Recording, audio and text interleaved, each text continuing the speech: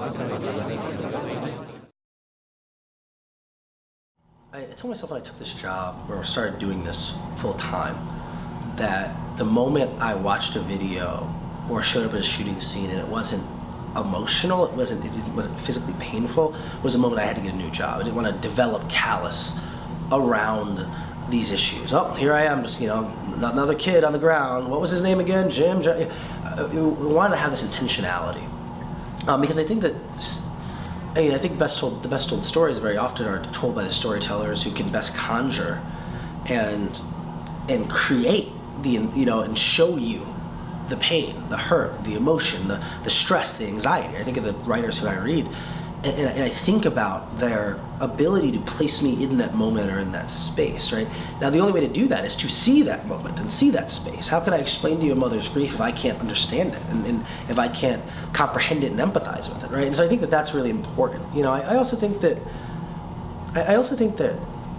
sometimes we can, as reporters, just go through the motions.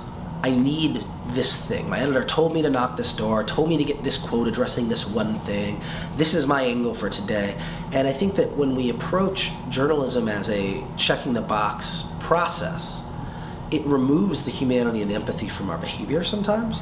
And so you watch TV producers screaming at the families of someone who's just died, because what they need is sound, right? And that becomes the priority. And I think that the people whose stories we're telling have to remain the priority.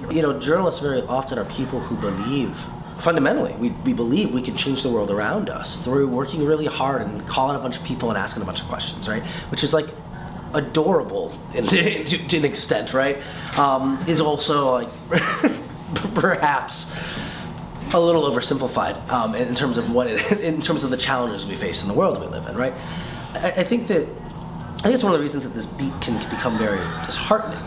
There's this idea, this theory that if I report on enough police shootings or I find the right one, it's going to change everything. Everyone's going to go, didn't you read that piece in the Washington Post? We got to fix all of policing, right?